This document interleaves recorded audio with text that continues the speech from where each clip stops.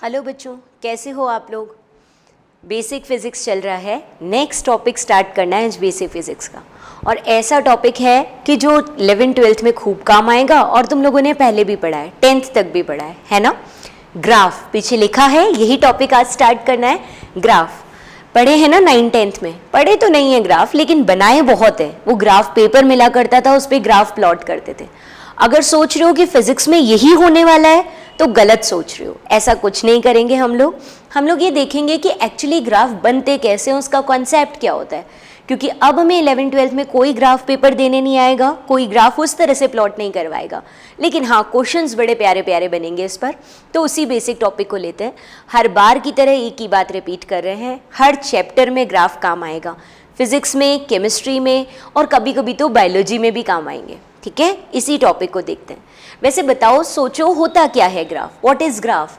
तो ग्राफ है क्या, it is the representation, diagrammatic representation. कुछ नहीं है, ग्राफ का मतलब मैं यहाँ एक कोई डायग्राम बनाने जाऊंगी, सिंपल सा डायग्राम। किसका डायग्राम, दो फिजिकल क्वांटिटी में रिलेशन का diagram.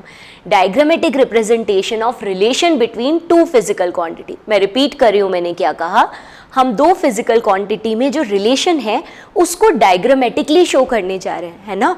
Diagrammatic representation of relation of two physical quantity. जैसे एक सिंपल से पॉइंट ले लेते हैं हम लोग।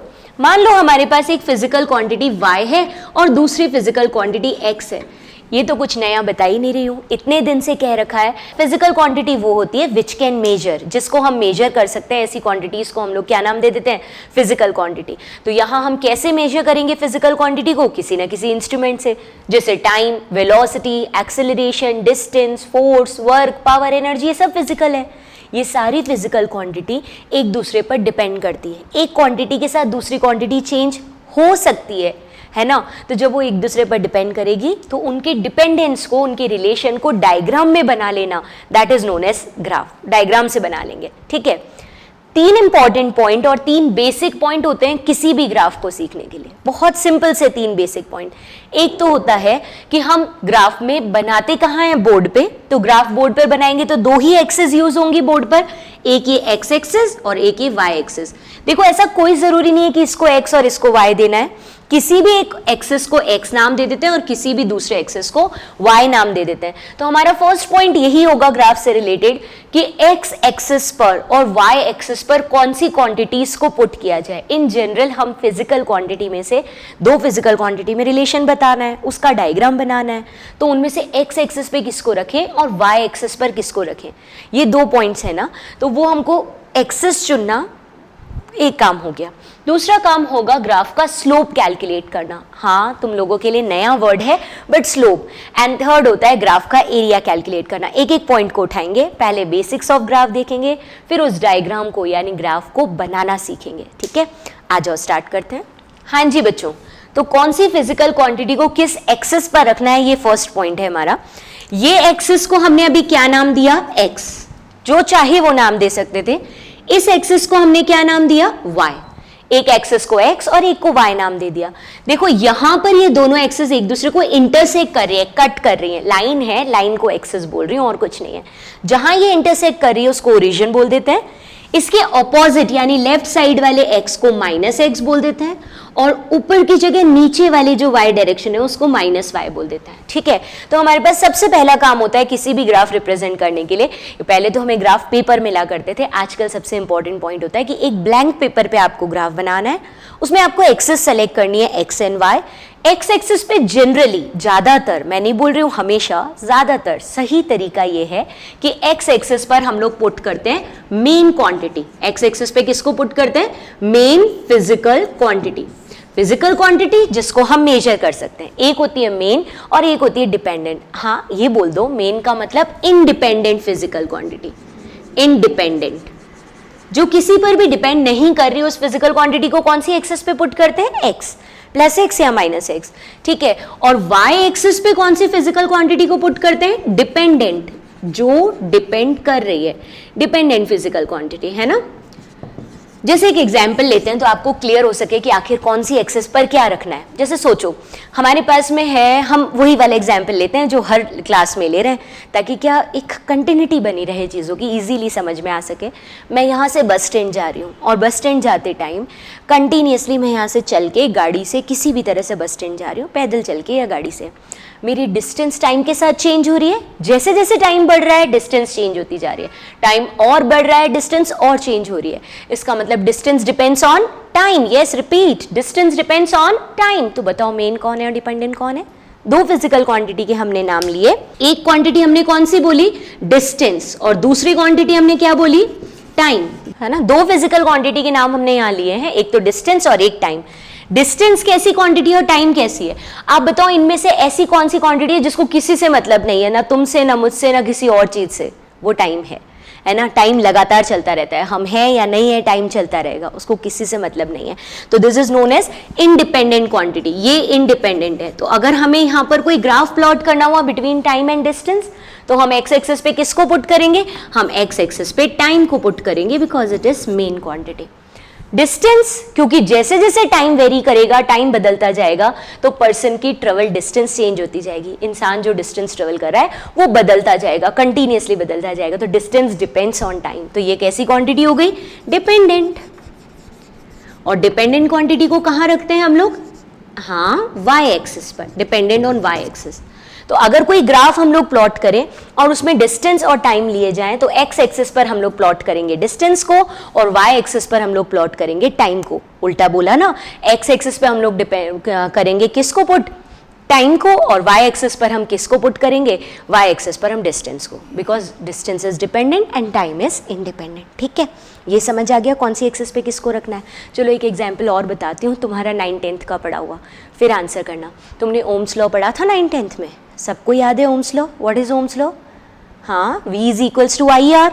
बताओ मैं एक ग्राफ बनाना चाह रही हूँ, क्या था 10th क्लास में? ओम्स लॉ क्या था? V is equals to I R, ठीक है ना। अब यहाँ पर R तो रेजिस्टेंस है। रेजिस्टेंस कैसा होता है? कांस्टेंट। किसी भी बॉडी के लिए रेजिस्टेंस कैसी टर्म है? कांस्टेंट, किसी भी कंडक्टर मटेरियल के लिए। अब V क्या है? पोटेंशियल, और I क्या है? करंट। V का मतलब पोटेंशियल और I का मतलब करंट, ठीक है। अब हम एक ग्राफ प्लॉट करना चाह रहे हैं बिटवीन पोटेंशियल एंड करंट। अब जो भी तुम्हारी 10th की नॉलेज है, उस नॉलेज से मुझे बताओ कि मैं एक्स एक्सिस पे किसको रखूं और वाई एक्सिस पे, एक्स पर किसको रखूं और वाई एक्सिस पे किसको रखूं, टिल 10th नॉलेज बताओ। पोटेंशियल होता क्या है? जैसे ये रेजिस्टेंस वायर है, इसके टर्मिनल पर पोटेंशियल डिफरेंस लगाओगे, इसको पॉजिटिव से और इसको नेगेटिव से कनेक्ट करोगे बैटरी के, तो ये हायर पोटेंशियल कहलाता है और ये लोअर पोटेंशियल कहलाता है। इन दोनों का जो डिफरेंस होता है V1 माइनस V2, इसी को बोलते हैं वोल्टेज या पोटेंशियल डिफरेंस। V है ना, पोटेंशियल डिफरेंस या वोल्टेज। तो जितना ज्यादा पोटेंशियल डिफरेंस लगाएंगे इस सर्किट में, उतनी ज्यादा करंट आएगी। पोटेंशियल डिफरेंस और ज्यादा लगाएंगे, करंट और ज्यादा जाएगी, और पोटेंशियल डिफरेंस को बढ़ाते ही जाएंगे तो करंट बढ़ती जाएगी। यही तो ओम ने लॉ बताया था। तो बताओ इन दोनों में से मेन कौन है, डिपेंडेंट कौन है? पोटेंशियल। और वो बढ़ाते जा रहे हो तो क्या चेंज हो रही है? करंट, है ना।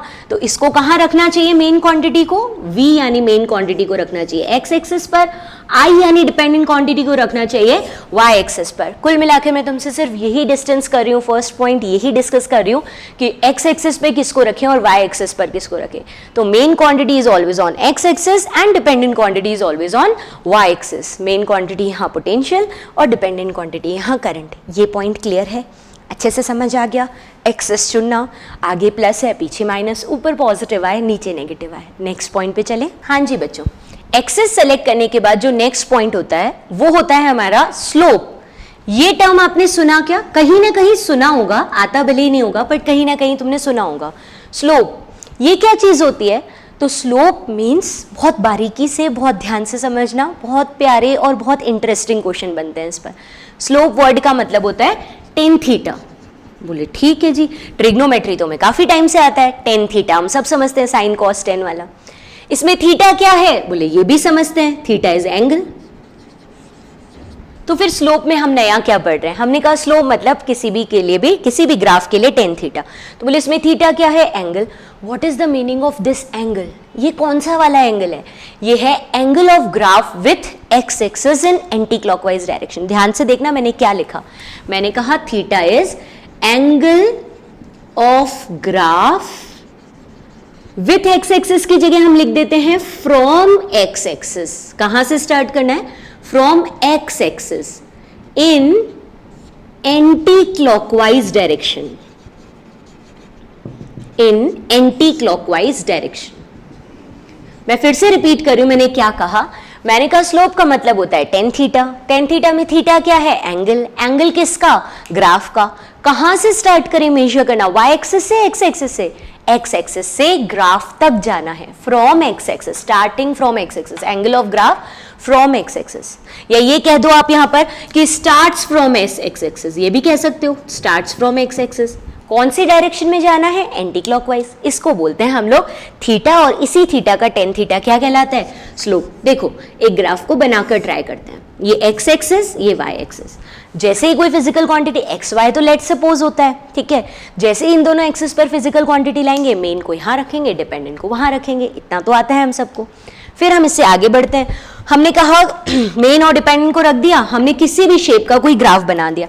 लाइक सबसे पहले इजीएस्ट ग्राफ से स्टार्ट करते हैं। हमने एक लीनियर शेप का ग्राफ बना दिया ना, सबसे इजी से स्टार्ट करते हैं। ये हमने लाइन ग्राफ बना दिया, ठीक है। अब यहां देखना है स्लोप, तो आप स्टार्ट करो एक्स एक्सिस से, जाओ ग्राफ तक, एक्स एक्सिस से ग्राफ तक जाओ। कौन सी डायरेक्शन में जाओ? Anti clockwise. इसको बोल दो थीटा, और इसी थीटा का टेन थीटा क्या कहलाएगा? इसी थीटा का टेन थीटा कहलाएगा स्लोप। बताओ जी, समझ आया या नहीं? आपको ग्राफ बनाना था, आप एक्स एक्सिस से चले, ग्राफ तक गए, एंटी क्लॉकवाइज डायरेक्शन में। देखो मेरा एरो भी बनाया हुआ है, थीटा मेजर कर दिया, इसी के टेन थीटा को स्लोप कह देते हैं, ठीक है। और थोड़ा बेसिक में जाना चाहो तो perpendicular by base is slope. यहां पर हम क्या बोल सकते हैं? ये परपेंडिकुलर, ये बेस, यानी आप बोल सकते थे perpendicular by base is slope. Simply आ गया समझ में स्लोप क्या है, टेन थीटा क्या है, ठीक है। परपेंडिकुलर बाय बेस है। अब डायग्राम अलग अलग शेप के बन सकते हैं, उन बातों पर जाएंगे। पहले थोड़ी सी और बातें करते हैं स्लोप के बारे में। आ जाओ बच्चों, ये याद है आप लोगों को कि टेन थीटा अगर 90 से कम होता था, 0 से 90 के बीच में होता था, तो वो फर्स्ट क्वाड्रेंट में है, और फर्स्ट क्वाड्रेंट में सब पॉजिटिव थे, इसलिए 10 भी पॉजिटिव होगा, याद है ना। फिर जब हम 90 टू 180 जाएंगे तो हम कौन से क्वाड्रेंट में? सेकंड, और सेकंड क्वाड्रेंट में 10 नेगेटिव होता था। अभी हम स्लोप की बात कर रहे हैं तो हम सिर्फ 10 की बात करेंगे। फर्स्ट क्वाड्रेंट में सब पॉजिटिव थे तो 10 भी पॉजिटिव, और सेकंड क्वाड्रेंट में 10 कैसा था? नेगेटिव, साइन पॉजिटिव था। अब आप बताओ, आप यहाँ ग्राफ प्लॉट कर रहे हो, ग्राफ प्लॉट करने का मतलब ये इस प्लेन पर, तो आपकी एक्स एक्सिस यहां से स्टार्ट हुई और इधर खत्म हो रही है, तो आपका ग्राफ जो भी जाएगा वो यहां से यहां तक जाएगा, है ना। या फिर आपकी वाई एक्सिस ऊपर से स्टार्ट हो रही है और इधर खत्म हो रही है, यानी आपका ग्राफ यहां से जाकर यहां तक जाएगा। तो आपका ग्राफ किसी भी डायरेक्शन में चले, दो ही क्वाड्रेंट चलेगा। आइदर एक्स के लिए देखोगे तो भी यहां से यहां तक जाएगा, और वाई के लिए देखोगे तो भी। अरे एक्सेस ही खत्म हो गई ना, आप बोलो नहीं मैं इधर ले जाऊंगा, इधर ले जाऊंगा, तो आप एक्स की तरफ बढ़ गए। कोई भी जो एक्सेस होती है वो 180 डिग्री तक ही तो होती है। तो हमें स्लोप बनाते टाइम कितने क्वाड्रेंट्स काम आने वाले? 2 और 4। रिपीट, स्लोप बनाते टाइम कितने क्वाड्रेंट काम आने वाले? 2 या 4? 2 ही क्वाड्रेंट काम आने वाले हैं, ठीक है। तो दोनों क्वाड्रेंट में स्लोप बताना। देखें, जैसे हमने एक ग्राफ बना दिया, ये सिंपली इस तरह का ग्राफ बना दिया, ये एक्स एक्सिस और वाई एक्सिस, और इस पर 2 ग्राफ प्लॉट कर दिए। एक ये प्लॉट कर दिया, और एक सपोज हमने ग्राफ ये प्लॉट कर दिया। दोनों ग्राफ प्लॉट कर दिए, दोनों में आप स्लोप बनवा के बताओ मुझे, कहां से स्टार्ट करना है? X axis to graph in anti clockwise direction. यहां भी कहां से स्टार्ट करना है? X axis to graph in anti clockwise direction. यहां दोनों थीटा में क्या डिफरेंस है? This theta is less than 90 और this theta is greater than 90। हाँ जी, लेस देन 90 यानी कौन से क्वाड्रेंट में है? फर्स्ट क्वाड्रेंट में। ग्रेटर देन 90 यानी कैसे क्वाड्रेंट में है? सेकंड क्वाड्रेंट में। फर्स्ट क्वाड्रेंट में 10 कैसे होते हैं? पॉजिटिव, इसका मतलब स्लोप होगा पॉजिटिव। और सेकंड क्वाड्रेंट में 10 कैसा होता है? नेगेटिव, यानी स्लोप होगा नेगेटिव। यहाँ वाले स्लोप को हम लिखेंगे पॉजिटिव और यहाँ वाले स्लोप को हम लिखेंगे नेगेटिव।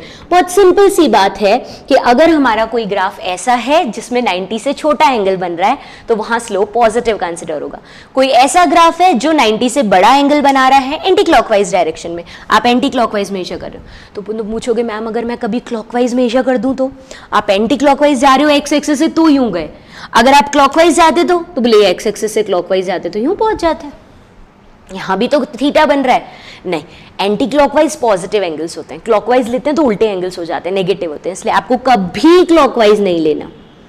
आपको एंगल हमेशा कैसे लेना है, एंटी क्लॉकवाइज। 90 से छोटा है तो पॉजिटिव, क्योंकि फर्स्ट क्वाड्रेंट में 10 पॉजिटिव होता है। 90 से बड़ा है तो नेगेटिव, क्योंकि सेकंड क्वाड्रेंट में 10 नेगेटिव होता है। इतनी बातें क्लियर है, ठीक है। तो हमें स्लोप पता लग गया। अच्छा ये बताओ, जैसे इस पे कोई भी एक आध एग्जाम्पल कर लेते हैं यहाँ तक की बातों पर, फिर आगे बढ़ेंगे। देखो बच्चों, एक एग्जाम्पल पर बात करूं। ये तुम्हारे सामने ग्राफ बनाया हुआ है और ये ग्राफ बन रहा है एक्स और वाई एक्सिस ये है, ठीक है। कोई भी एग्जाम्पल ले लो, जैसे यहां मैंने लिख दिया डिस्प्लेसमेंट, नहीं लिख सकती क्योंकि वो डिपेंडेंट क्वांटिटी है। मान लो मुझे डिस्प्लेसमेंट टाइम का ग्राफ बनाना है, यहां मैंने टाइम लिख दिया और यहां डिस्प्लेसमेंट लिख दिया, और मैंने अभी सबसे इजी ग्राफ से स्टार्ट की है बात, यानी स्ट्रेट लाइन ग्राफ से स्टार्ट की है बात, ठीक है। और ये एंगल बना हुआ है 30 डिग्री। ये एंगल कितना बना हुआ है, 30 डिग्री। अब आप मुझे बताओ 90 से छोटा है, एक्यूट एंगल है, तो आंसर्स पॉजिटिव आने वाले हैं। इस ग्राफ का कोई स्लोप पूछे हमसे तो हम स्लोप बोलेंगे इसका 1030, और 1030 का मतलब क्या होता है, 1030 की वैल्यू हम सब जानते हैं 1/√3, है ना।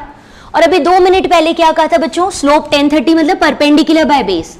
परपेंडिकुलर बाय बेस मतलब डिस्प्लेसमेंट अपॉन टाइम। इस एग्जाम्पल में स्लोप का मतलब है डिस्प्लेसमेंट अपॉन टाइम, यानी कि वेलोसिटी।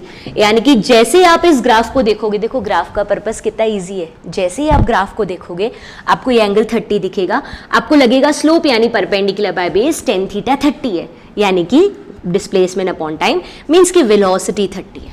तो कितने आराम से हम वेलोसिटी निकाल पा रहे हैं 30, है ना। 30 नहीं, वेलोसिटी 1/√3, क्योंकि एंगल 30 है।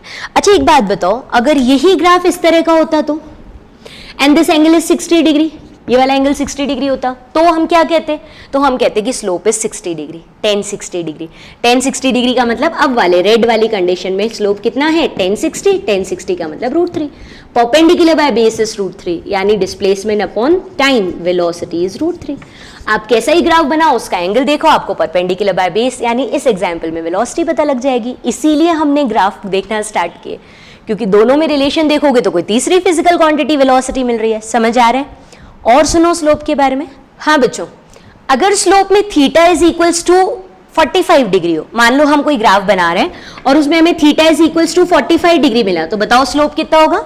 इफ थीटा इज 45 यानी स्लोप होता है tan थीटा, tan थीटा का मतलब 1, tan 45 की वैल्यू। तो अगर हमें अलग अलग थीटा पता है हम स्लोप निकाल सकते हैं। अगर थीटा हमको गिवन है, सपोज थीटा ऐसा गिवन है कि एक ग्राफ एक्स एक्सिस के पैरेलल लाइन बना रहा है, अब आप बताओ स्लोप कितना है। हाँ मैंने लैंग्वेज में बोल दिया क्वेश्चन को, ये ग्राफ है y और x में, एक्स एक्सिस के पैरेलल लाइन बन रही है, अब बताओ कि स्लोप कितना है। हाँ एंगल बनाओ सबसे पहले तो एक्स एक्सिस के साथ, पैरेलल लाइन है तो theta is equals to 0 degree हो गया, theta is equals to 0 degree हो गया, tan 0 की वैल्यू कितनी होती है बच्चों, 0, स्लोप इज 0। तो अगर कोई लाइन एक्स एक्सिस के पैरेलल है ग्राफ में तो स्लोप कितना हो जाता है, 0। अच्छा ये बताओ, अगर हमारे पास में कोई लाइन जो है ग्राफ की लाइन वो y एक्सिस के पैरेलल है, अब बताओ फटाफट से स्लोप। y एक्सिस के पैरेलल लाइन, इसका मतलब x के साथ 90 डिग्री का एंगल बना रही है, और 90 डिग्री का एंगल बना रही है मतलब slope is equals to infinity, tan 90 की वैल्यू इन्फिनिटी, है ना। तो हमने स्लोप के बारे में क्या क्या बात कर ली, हमने कहा tan थीटा है स्लोप। इसमें थीटा जो होता है वो x एक्सिस से ग्राफ तक जाते हैं, थीटा कहाँ से कहाँ जाते हैं, x एक्सिस से ग्राफ, कौन सी डायरेक्शन में, एंटी क्लॉकवाइज। अगर 90 से छोटा एंगल है एक्यूट है तो tan थीटा पॉजिटिव, और 90 से बड़ा यानी आपके पास में ऑब्ट्यूज एंगल है तो tan थीटा यानी स्लोप नेगेटिव आएगा। एक एग्जाम्पल ले लिया, डिस्प्लेसमेंट और टाइम का ग्राफ बना दिया, तो परपेंडिकुलर बाय बेस यानी स्लोप यानी वेलोसिटी हमें पता लग गई इस एग्जाम्पल में भी, जिसमें 30-60 एंगल लिए हैं, ठीक है। चलो आगे। हाँ जी बच्चों, ये बताओ कि अगर कोई ऐसा ग्राफ बना हुआ है और आप स्लोप निकाल दो y and x, ये ग्राफ इस तरह का बना हुआ है, ठीक है, मतलब ओरिजिन से स्टार्ट नहीं हो रहा है। पहले मैंने जानबूझ के ओरिजिन से स्टार्ट किया, अब नहीं हो रहा ओरिजिन से स्टार्ट, किसी भी शेप का ये ग्राफ बना हुआ है। अब अभी भी स्ट्रेट लाइन ही लिया, किसी शेप का तो और बनाएंगे, अभी फिलहाल स्ट्रेट लाइन ही लिया। ये यहाँ से स्टार्ट हो रहा है x1 से और यहाँ कंप्लीट हो रहा है x2 पर। सिमिलरली ऑन y एक्सिस ये y1 से स्टार्ट हो रहा है और y2 पर कंप्लीट हो रहा है, ये यहाँ पर कंप्लीट हो गया, ठीक है। तो आप मुझे बताओ कि इस ग्राफ का स्लोप कैसे निकालेंगे। डॉटेड लाइन तो मैंने वैल्यूज लगाने के लिए बनाई है, ग्राफ तो सिर्फ ये ब्लैक लाइन था, आपको इसका स्लोप निकालना है। क्या तरीका सिखाया, फटाफट यूज करो। Slope is tan theta, tan theta के लिए क्या चाहिए, थीटा। थीटा कहाँ से लाऊं, from x axis to graph in anti clockwise direction. फटाफट tan थीटा निकाल दो, फॉर्मूला बोलो। परपेंडिकुलर बाय बेस, परपेंडिकुलर क्या है यहाँ पर, सही बोल रहे हो, y2 माइनस y1, और बेस क्या है यहाँ पर, exactly clear, x2 minus x1, ये स्लोप हो गया, यानी del y upon of del x, tan theta आ गया, और टेन थीटा का मतलब स्लोप आ गया। बात समझ आई? यानी अगर कोई ग्राफ जरूरी नहीं है ना ओरिजिन से स्टार्ट हो और हमेशा स्ट्रेट लाइन ही हो, अभी तक हम स्ट्रेट लाइन ही ले रहे हैं, चेंज भी करूंगी, बट जो भी ग्राफ ओरिजिन से स्टार्ट हो रहे हैं उनके लिए टेन थीटा या स्लोप परपेंडिकुलर बाय बेस के according del y by del x आएगा। ठीक है, अभी अगर ऐसा ग्राफ होता तो बच्चों ये y और ये x है ना, इसके बीच में हमने ग्राफ का शेप चेंज कर दिया, let's suppose this graph is like that, ऐसा ग्राफ दे दिया, किसी भी शेप का दे दिया ना, कर्व दे दिया या कैसे ही शेप का दे दिया। अब आपसे पूछता है कि बताओ A टू B, यानी ये स्टार्टिंग पॉइंट है और यहाँ ये एंड पॉइंट है, स्लोप वैसे ही पूछ रहा है, यहाँ स्टार्टिंग यहाँ एंड, जैसे पहले पूछा था, बस फर्क ये है कि अब लाइन कर्व्ड है, पहले लाइन स्ट्रेट थी। इसमें स्लोप निकालें, आ जाओ करते हैं। क्या करें बच्चों, सबसे पहले देखो x1 यहाँ पर जो वैल्यू थी इनिशियल x1, यहाँ जो फाइनल हो गई x2, y की जो वैल्यू स्टार्ट हुई दैट इज y1, और y यहाँ जो कंप्लीट हुई y2। कभी भी कर्व्ड लाइन का एंगल कैसे निकालोगे, कर्व लाइन तो हमेशा चेंज होती जा रही है, एंगल तो हमेशा स्ट्रेट लाइन का निकलता है, तो यहाँ से यहाँ तक कभी भी हमको कोई स्लोप निकालने के लिए कहेगा ना बेटा, वो स्लोप हमेशा एक स्ट्रेट लाइन ए और बी को मिलाती हुई स्ट्रेट लाइन का ही स्लोप होगा, जो कि गलत है। स्ट्रेट लाइन ग्राफ पूरा है तो कहीं भी देख लो, इधर देखो, इधर देखो, इधर देखो, कहीं देख लो, हर जगह angle with x axis same बनेगा, इसलिए आप पूरे ग्राफ का tan theta perpendicular by base से निकाल के देख लोगे, आंसर सेम आएगा। लेकिन अगर कोई ग्राफ कर्व्ड है तो हर पॉइंट पर angle with x axis change हो रहा है। कोई आपसे कहता है ए से बी तक का एंगल निकालो, इसका स्लोप निकालो, तो आप ए टू बी एक स्ट्रेट लाइन बना दोगे, उसका tan theta with x axis निकालोगे, यानी कि क्या हो जाएगा यहाँ पर बच्चों, यहाँ हो जाएगा tan theta is equals to perpendicular by base, मतलब कि y2 minus y1 upon of x2 minus x1, यानी डेल x। करना ऐसे ही है, लेकिन ये सही नहीं है। सही क्यों नहीं है? क्योंकि हर पॉइंट पर स्लोप चेंज हो रहा है, आपने तो केवल इनिशियल टू फाइनल का स्लोप बना दिया। ठीक है, इससे आगे बढ़ूं, देखो अगर सपोज हमारे पास सिचुएशन कुछ ऐसी होती, यहाँ कुछ सिचुएशन ऐसी दे रखी थी y और x, और यही वाला ग्राफ जो तुमने अभी बनाया, इस ग्राफ में तुमने मुझसे क्या कहा कि हर इंस्टेंट पर स्लोप बदल रहा है, हर जगह पर स्लोप बदल रहा है, क्योंकि लाइन कर्व हो रही है। स्ट्रेट लाइन था, हर जगह स्लोप सेम था, कर्व्ड है, हर जगह बदल रहा है, इनिशियल से फाइनल तक का स्लोप निकालना है तो एक स्ट्रेट लाइन इनको मिलाती हुई बना दो, परपेंडिकुलर बाय बेस निकाल दो। बट सही बात यह है कि हर जगह स्लोप बदल रहा है, तो आप क्या करो, आपसे किसी भी इंस्टेंट पर, जैसे पॉइंट P पर स्लोप पूछ लिया, आपसे पूछ लिया बताओ स्लोप कितना है एट पॉइंट P, तो आप कैसे निकालोगे पॉइंट P पर स्लोप? हाँ, स्लोप निकालने का तरीका तो वही है ना, perpendicular by base tan theta. तो इस पॉइंट P का स्लोप कैसे निकालूं? तो आपको क्या बोलना पड़ेगा यहाँ, देखो बच्चों पॉइंट P बहुत छोटा सा है, आपको वहां पर एक स्ट्रेट लाइन बनानी पड़ेगी, सिर्फ पॉइंट P को टच करती हुई एक स्ट्रेट लाइन बनानी पड़ेगी, इसका नाम है टेंजेंट। आप लोगों में से कुछ ने सुना होगा टेंजेंट और कुछ ने नहीं सुना होगा टेंजेंट। मैं आज बता रही हूँ, टेंजेंट होता है किसी भी पॉइंट को टच करती हुई स्ट्रेट लाइन, क्योंकि जब भी टेन थीटा निकालना है हमेशा स्ट्रेट लाइन चाहिए, एक तरफा मामला ना चले, तुम बोलो तुम सोचो। अरे टेंजेंट वर्ड का मतलब होता है एक पॉइंट जिसको टच करती हुई स्ट्रेट लाइन। ठीक है, इसका एक्स एक्सिस के साथ, इस P पॉइंट की स्ट्रेट लाइन का एक्स एक्सिस के साथ एंगल कितना बन रहा है, दिस इज स्लोप। कैसे निकालूं? बोले यहाँ भी तो परपेंडिकुलर बेस चाहिए, बट यहाँ परपेंडिकुलर और बेस इतने बड़े बड़े थोड़ी है, ये इतना बड़ा परपेंडिकुलर इतना बड़ा बेस थोड़ी है। P पॉइंट का परपेंडिकुलर तो नन्ना सा और बेस भी नन्ना सा, खुद देखो ना, केवल P पॉइंट का परपेंडिकुलर बेस इतना छोटे छोटे से है, इतने छोटे छोटे से है, इसका मतलब यहाँ जो टेन थीटा आएगा वो perpendicular by base del X by del Y की जगह बहुत छोटा छोटा एक पर्टिकुलर पॉइंट का, तो उसको लिखते हैं dy by dx। Straight line है तो स्लोप हर जगह सेम होता है, टेन थीटा हर जगह सेम होता है, आप del y by del X यानी y2 minus y1 upon x2 minus x1 से कर लो। ठीक है, अगर आप कर्व्ड में पूरे ग्राफ का स्लोप निकालना चाहते हो तो A से B तक मिलाकर ऐसे ही सॉल्व कर लो। लेकिन अगर आप एक पॉइंट, आपको दिख रहा है ग्राफ कर्व्ड है, हर पॉइंट पर स्लोप अलग होगा, आप किसी पर्टिकुलर पॉइंट पर स्लोप, मैं स्लोप जब जब बोलूँ तुम्हारे कानों में क्या घंटी बजनी चाहिए, टेन थीटा। मैं फिर से रिपीट कर रही हूँ, मैं स्लोप जब जब बोलूँ तुम्हारे कानों में क्या घंटी बजनी चाहिए, टेन थीटा। मैं और कुछ नहीं पूछ रही हूँ, ईजी सी चीज पूछ रही हूँ, टेन थीटा। अब इस पॉइंट पर टेन थीटा निकालना हो तो ये पॉइंट तो बार बार अपना कर्वेचर बदल रहा है, आप इस पर्टिकुलर पॉइंट पर एक स्ट्रेट लाइन बनाओ, this is known as tangent. ठीक है, टेंजेंट का एक्स एक्सिस के साथ एंगल बनाओ, इसको क्या नाम दे देते हैं, टेन थीटा। इस एंगल का टेन थीटा निकालने के लिए परपेंडिकुलर बाय बेस बहुत छोटे छोटे से हैं, dy बाय dx। ठीक है ना, एक पर्टिकुलर पॉइंट पर आओ। हाँ तो बच्चों बेसिकली हमें ये पता तो लग गया कि स्लोप है क्या, हमें ये भी पता लग गया कि ग्राफ कर्व्ड है तो किसी एक पॉइंट पर स्लोप निकाल देते हैं टेंजेंट बनाकर, यही वाला वो पॉइंट था। टेंजेंट बनाकर हम क्या करते हैं, एक्स एक्सिस के साथ उसका एंगल देख रहे हैं, एक स्ट्रेट एक्स एक्सिस बनाते हैं और उसके साथ ये एंगल देख लेते हैं, इसी का टेन थीटा यानी परपेंडिकुलर बाय बेस, यानी कि D Y by D X, del Y by del X नहीं, अब छोटे से चेंजेस हैं, चेंजेस छोटे होते हैं तो हम उसको क्या लिखते हैं, D Y by D X, इसी को स्लोप बोल दिया। अब dy बाय dx लिखते ही वो लोग जिन्होंने डिफरेंशिएशन पढ़ा है उन सबके दिमाग में पहला पॉइंट आया, ये तो डिफरेंशिएशन का सिंबल था। dy बाय dx किसका सिंबल था, डिफरेंशिएशन का। अरे चिंता मत करो, फिजिक्स के जैसे जैसे टॉपिक होते जाएंगे ना वो आपस में जुड़ते जाएंगे। तुमने जो ट्रिग्नोमेट्री पढ़ा वो तुम्हें डिफरेंशिएशन में काम आया, तुमने जो डिफरेंशिएशन पढ़ा वो तो मैक्सिममली इंटीग्रेशन में काम आया, और ये जो डिफरेंशिएशन, ट्रिग्नोमेट्री और इंटीग्रेशन है ये सब कुछ तुम्हें ग्राफ में काम आने वाला है। हाँ ऐसे ही चलेगी चीज़ें आगे, सब जुड़ती जाएंगी, चेन बनती जाएगी और पूरी फिजिक्स बन जाएगी। ठीक है, आओ हमने क्या कहा, हमने कहा कि एक पर्टिकुलर पॉइंट पर स्लोप निकालना है, टेन थीटा निकालना है, तो हमारे पास एक और मेथड है वो टेन थीटा निकालने का, डिफरेंशिएशन, यानी dy बाय dx भी कह सकते हैं, y का x के रिस्पेक्ट में differentiation. This is differentiation of y with respect to x, ये भी कह सकते हैं। ठीक है, मैं इस पर भी बात करूंगी लेकिन थोड़ी देर बात करूंगी, पहले मुझे इसी पॉइंट पर, यहाँ जो ग्राफ बनाया हुआ है इसी पॉइंट पर एक दो बातें तुम और करवाओ, 2 मिनट बाद में इसके इस ग्राफ पर भी जाऊंगी, डिफरेंशिएशन टर्म पर भी जाऊंगी। जैसे ये मैंने डिफरेंट शेप के ग्राफ बना रखे हैं, एक ही ग्राफ में सारे पॉइंट्स बना लेते हैं। चलो ये ग्राफ बनाया हुआ है हमने कुछ इस तरह का, ठीक है, और ऐसे ही एक और ग्राफ बना देते हैं जिसका शेप कुछ ऐसा सा रख देते हैं। आप बताओ कि यहां पर मैं 3 पॉइंट्स मार्क कर रही हूं, that are A, B and C, और यहां भी मैं 3 पॉइंट्स मार्क कर रही हूं, that are A, B and C, और आपको बताना है क्या तीनों पॉइंट्स पर स्लोप सेम है या डिफरेंट है। अब इतने समझदार तो हम सब बन गए हैं कि हमें पता है slope is angle with x axis, तो एंगल विथ एक्स एक्सिस यहां भी बना लेते हैं, ये रहा फर्स्ट, यहाँ भी बना देते हैं, ये रहा सेकेंड, ये रहा थर्ड, क्योंकि टेंजेंट ही तो बनाना पड़ेगा ना, कर्व्ड कंडीशन में टेंजेंट बना के देखते हैं।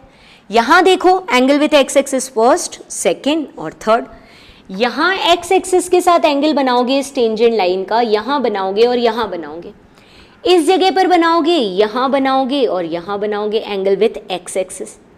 तो क्या हर जगह सेम आ रहा है, नहीं, एंगल एक्स एक्सिस के साथ यहाँ डिक्रीज हो रहा है, इसका मतलब इस ग्राफ में कंटिन्यूअसली स्लोप डिक्रीज होगा, और यहाँ पर एक्स एक्सिस के साथ एंगल कंटिन्यूअसली इंक्रीज हो रहा है, इसका मतलब इस ग्राफ में स्लोप कंटिन्यूअसली इंक्रीज होगा।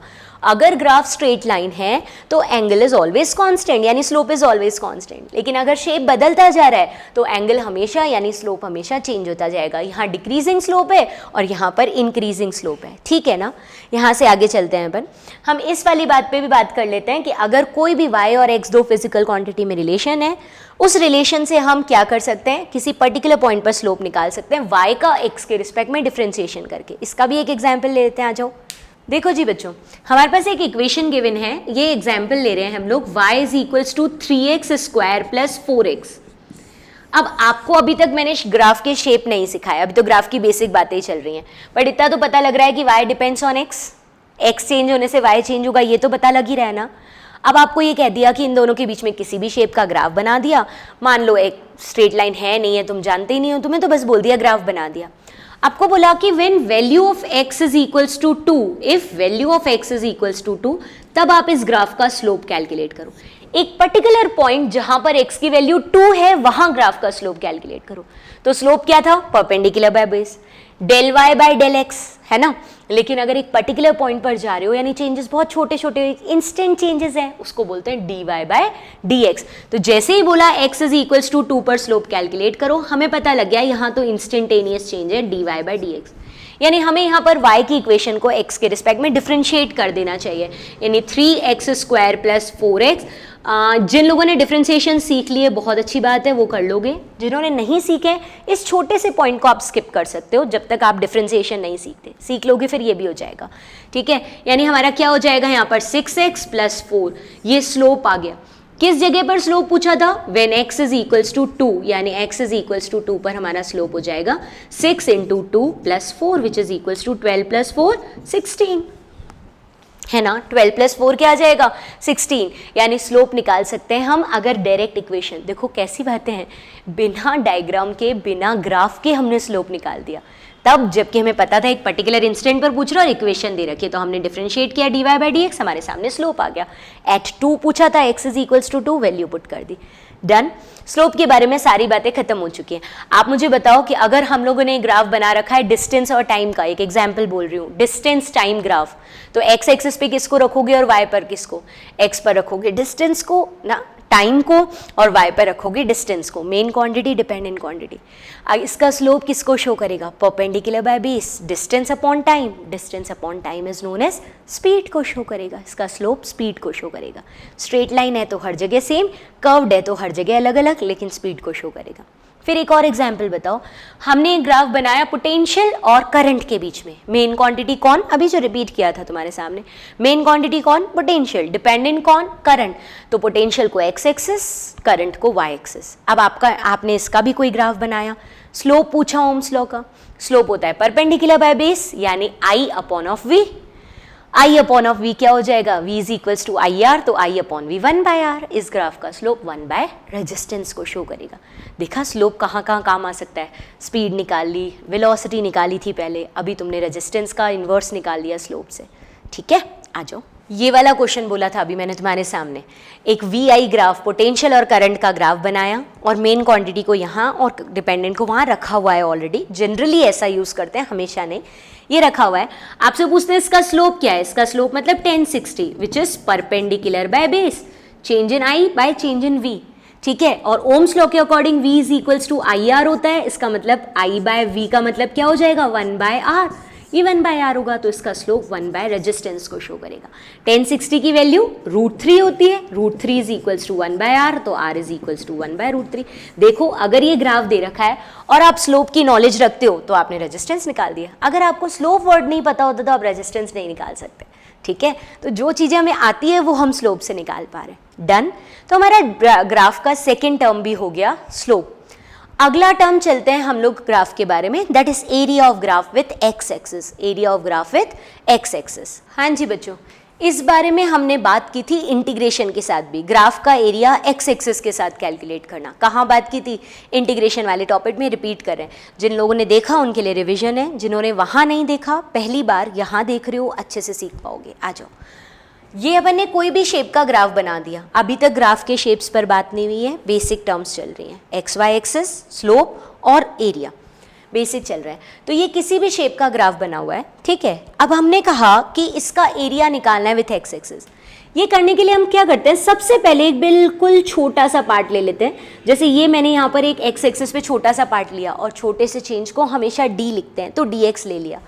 तो इसका तो dx लिया, लेकिन y एक्सिस पे कोई चेंज नहीं लिया, एक पर्टिकुलर वैल्यू मिल गई उसको y1 बोल दो। y एक्सिस पे जो पर्टिकुलर वैल्यू मिल गई उसको क्या बोल दिया? y1। आप सबको दिख रहा है कि ये जो स्ट्रिप बनी है एक रेक्टेंगल शेप की बनी है, केवल इस स्ट्रिप का एरिया कितना है? इस रेक्टेंगल शेप की स्ट्रिप का एरिया कितना है? परपेंडिकुलर और बेस, यानी हो जाएगा y1 और dx, ठीक है। ऐसे ही एक और स्ट्रिप ले लेते हैं, एक और स्ट्रिप बिल्कुल इसके पास में ले लेते हैं, मान लो यहाँ ले ली, उधर ले ली, कहीं ले ली, एक छोटी सी स्ट्रिप वही dx लेंथ की, लेकिन इसमें y की वैल्यू थोड़ी सी चेंज है, दैट इज y2। तो अगर इसका कोई एरिया निकालना चाहे तो क्या बोलोगे? y2 × dx, perpendicular × base. Similarly कहीं और ले ली, जैसे यहाँ कोई स्ट्रिप ले ली, इसके लिए भी वही बिल्कुल पतली सी dx लेंथ की स्ट्रिप ली, इसके लिए जो y की वैल्यू है उसको y3 बोल दिया, तो आप यहाँ क्या बोलोगे? इसके एरिया को क्या बोलोगे? y3 × dx। और बच्चों अगर हम इन तीनों को ऐड कर देंगे तो ये प्लस ये प्लस ये वाले एरियाज हो गए, और पूरे ग्राफ का एरिया ऐड करना है तो ऐसे ही पतली पतली स्ट्रिप्स लेते जाओ और सारे एरियाज को ऐड कर दो, आपका पूरा ग्राफ का covered area with x axis आ जाएगा। आएगा या नहीं आएगा? ग्राफ का कवर्ड एरिया विथ क्या आ जाएगा? x axis. अगर आप ऐसे ही जोड़ते चलोगे तो जिनको इंटीग्रेशन आते हैं उनको पता है कि इंटीग्रेशन यानी टू ऐड अप का मतलब होता है आप छोटे छोटे एरिया को जोड़ते चलो, यानी y.dx को ऐड करते चलो, इसका सिंबल इंटीग्रेशन होता है। तो एरिया निकालने के लिए हम y.dx भी कर सकते हैं, ठीक है, कर सकते हैं ना। अब अलग अलग शेप के एरिया निकालते हैं और उसका मतलब समझते हैं।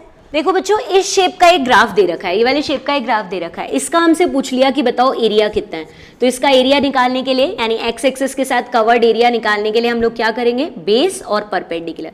बेस यहाँ x पर खत्म हो रहा है, परपेंडिकुलर मतलब मान लो y की इस वैल्यू पर खत्म हो रहा है, तो बेस इंटू परपेंडिकुलर, यानी area shows x into Y quantity, X axis की क्वांटिटी इंटू वाई एक्सिस की क्वांटिटी के मल्टीप्लीकेशन को एरिया शो करता है। तो बोले मैम अगर हम लोग ऐसे करें कि y और x के बीच में जो ग्राफ बन रहा है वो इस शेप का बन रहा है, अब एरिया क्या होगा, तो अब एरिया हो जाएगा आपका half of base into height, ये x है मान लो, ये यहाँ तक की वैल्यू y है, तो half of x into y, तो यानी यहाँ पर तो एरिया x इंटू वाई की क्वांटिटी के हाफ को शो कर रहा है। हाँ बेटा ग्राफ रिप्रेजेंटेशन से ऐसा ही दिख रहा है, लेकिन ज़रा देखो y की वैल्यू 0 से y तक चेंज हो रही है, तो 0 से y तक का एवरेज y/2 ही तो हुआ, x की वैल्यू तो पूरी है लेकिन y की वैल्यू 0 से y तक चेंज हो रही है, यानी उसका एवरेज तो y/2 ही हुआ ना, कुल मिला के दोनों क्वांटिटी का मल्टीप्लिकेशन ही है। मेरी बात को समझो, area of the graph with x axis y into X की मल्टीप्लिकेशन को शो करता है हमेशा, उसके आधे हाफ वाफ नहीं लिखना, वो तो y की वैल्यू चेंज हो रही थी तो उसका एवरेज y/2 ही होगा, इसलिए आंसर ऐसा आ गया। आंसर कैसा ही आ जाए, आपको एक बेसिक टर्म दिमाग में रखनी है, area of y axis, area of graph with x axis is equals to physical quantity of x into physical quantity of y।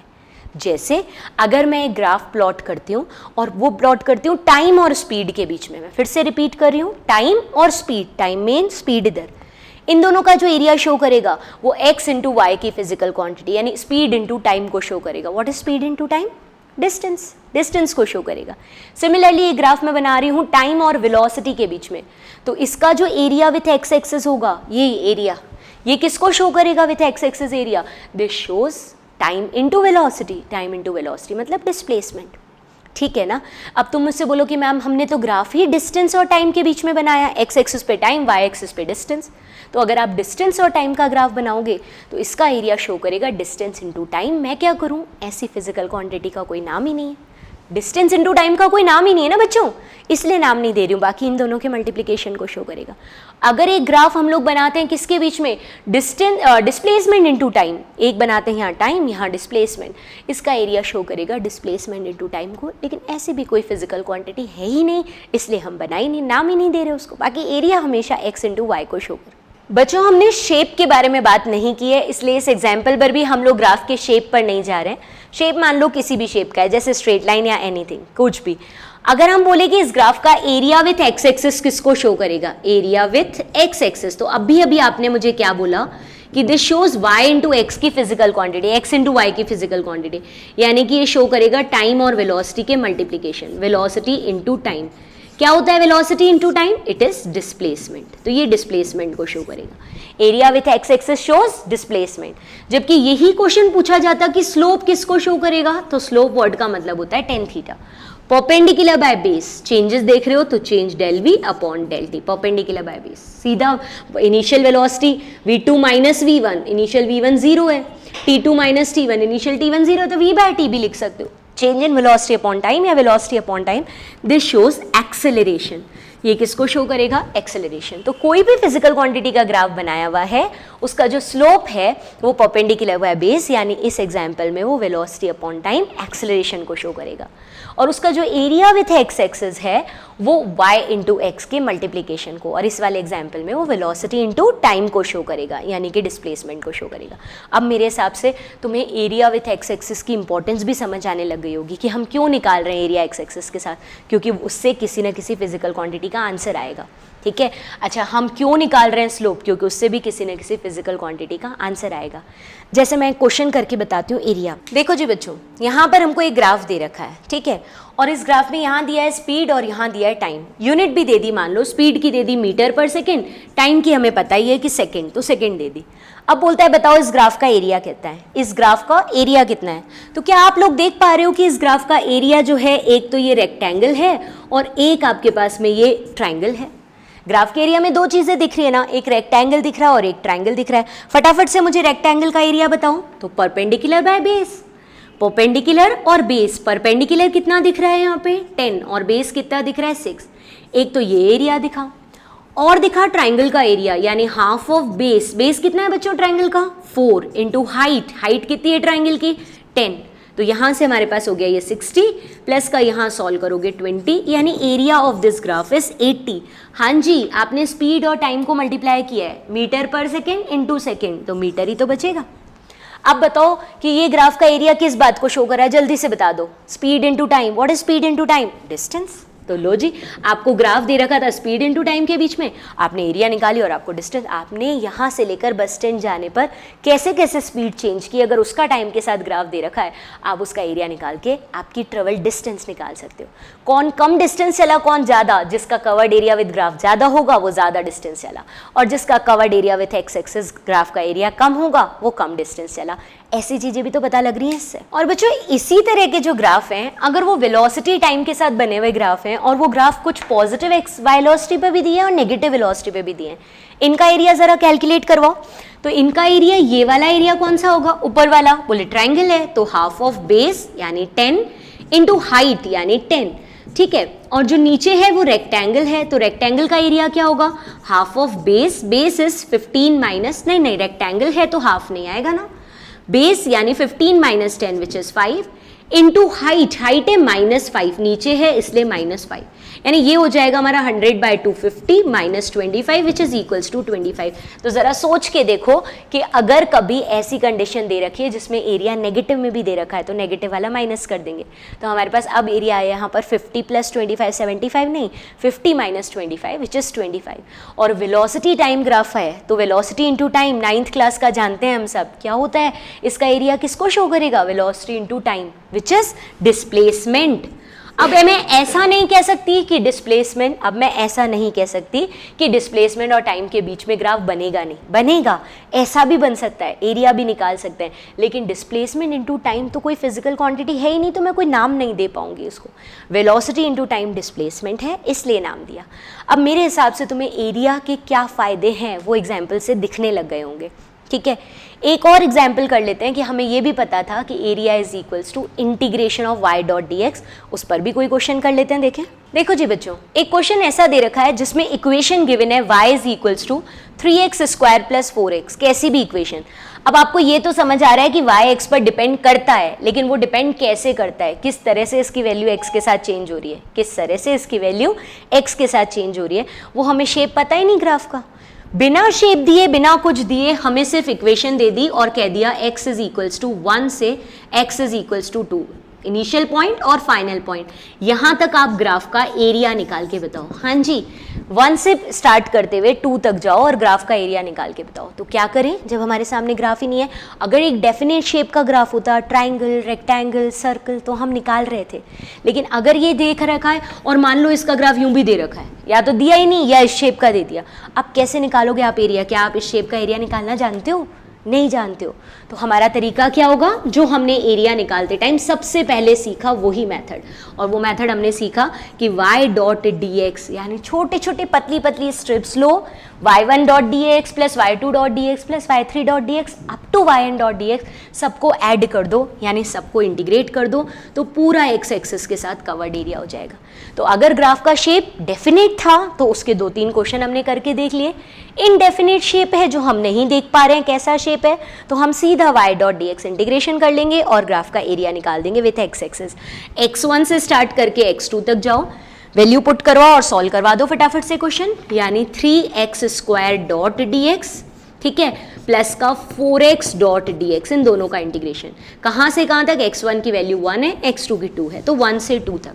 यहाँ आप क्या इंटीग्रेशन करोगे? 3 बाहर। जिनको इंटीग्रेशन आते हैं वो ये फटाफट से कर लेंगे, इजी सा है, लेकिन जिन्होंने इंटीग्रेशन वाले लेक्चर अटेंड नहीं करे, स्किप दिस पॉइंट, है ना। डिफरेंशिएशन का भी एक पॉइंट स्किप किया था, इंटीग्रेशन का भी करना, जिन्होंने नहीं सीखे, जिन्होंने इससे पहले के लेक्चर अटेंड किए वो अच्छे से सीख पाएंगे। देखो जी, 3 बाहर आ गया, x² का इंटीग्रेशन क्या होगा? x की पावर 3/3, कहाँ से कहाँ तक? 1 to 2, प्लस सिमिलरली 4 बाहर, x की पावर 1 का इंटीग्रेशन, x की पावर 2/2, कहाँ से कहाँ तक? 1 to 2, ये कट गया आपका, ये जाएगा तो 2 बचेगा, x³ और ये x²। लिमिट्स ओपन करवाओ, x³ की ओपन करवाओगे तो अपर लिमिट यानी 2 का क्यूब माइनस लोअर लिमिट यानी 1 का क्यूब, प्लस का यहाँ लिमिट्स ओपन करवाओ तो बच्चों देखो 2 तो बाहर आ जाएगा ऑलरेडी, x² है तो अपर लिमिट कौन है आपकी? 1 to 2 चलना है हमको, तो अपर लिमिट है हमारी 2 का स्क्वायर माइनस लोअर लिमिट है हमारी 1 का स्क्वायर। यहाँ से सॉल्व करोगे 8 माइनस 1 7 आ जाएगा, है ना। 4 माइनस 1 3, 3 2 6 आ जाएगा, यानी टोटल हमारे पास 13 एरिया हो जाएगा। तो हमें ग्राफ का शेप ही नहीं पता और डेफिनेट भी नहीं है, पता नहीं कैसा बने, उस बिना शेप के बिना ग्राफ बनाए हमने एक्स एक्सिस के साथ कवर्ड एरिया निकाल दिया बाय द इंटीग्रेशन मेथड और लिमिट और लगा दी 1 से 2, हमारे यहाँ पास आंसर भी आ गया। तो ये थी कुछ बेसिक टर्म्स ग्राफ से रिलेटेड। एक्स वाई एक्सिस पर किसको रखते हैं, स्लोप क्या होता है, और थर्ड टर्म हमने क्या देखी, एरिया विथ एक्स एक्सिस क्या शो करता है, तो वो x axis into Y axis की फिजिकल क्वांटिटी को। आपको यहाँ तक इसके नोट्स पढ़ने हैं, ठीक है, प्रैक्टिस शीट सॉल्व करनी है और मेरे से डाउट डिस्कस करने हैं। अगली क्लास से हम ग्राफ के शेप बनाना सीखेंगे, यानी स्ट्रेट लाइन ग्राफ कब बनता है, सर्कल कब बनता है, पैराबोला और अलग अलग शेप के ग्राफ कैसे बनते हैं, वो नेक्स्ट क्लास से सीखेंगे। फिलहाल इतना ही रखते हैं।